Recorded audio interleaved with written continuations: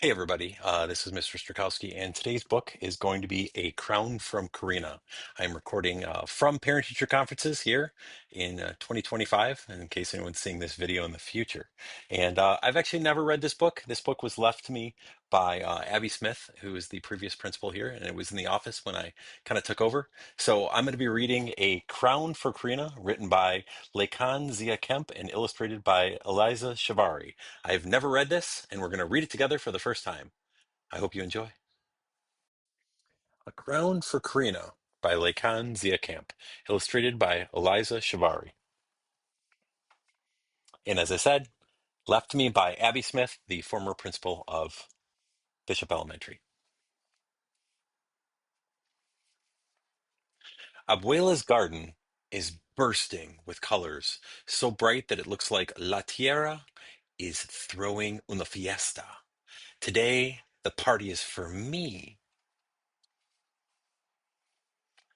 It's my birthday, which means I get the biggest corona with the most beautiful flowers picked from Abuela's garden. Abuela hands me my canasta. Make sure you save some of the roses for me. I run through the flowers, feeling their petals graze the tips of my fingers. Some are soft and smooth, others prickly. Some even make me sneeze.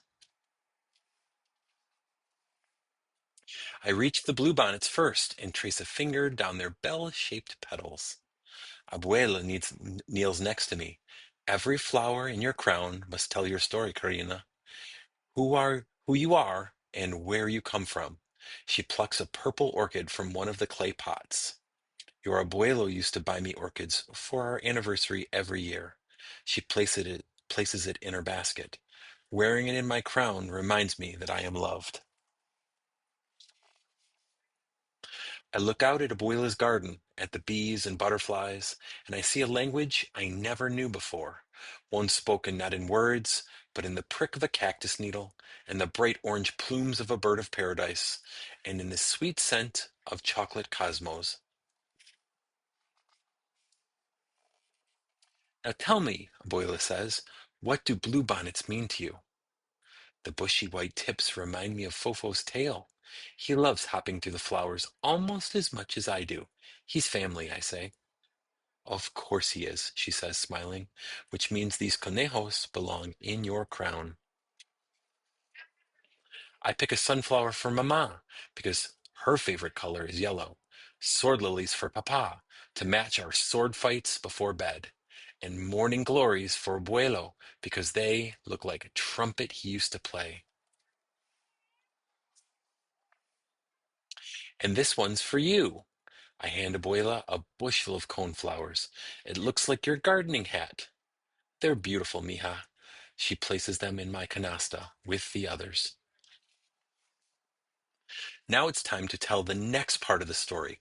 Who you want to be, Abuela says. Is it like making a birthday wish and blowing out the candles? I pluck bright yellow esperanzas because they mean hope, daisies because they're strong enough to grow anywhere, and mist flowers because their sweet nectar is the butterfly's favorite.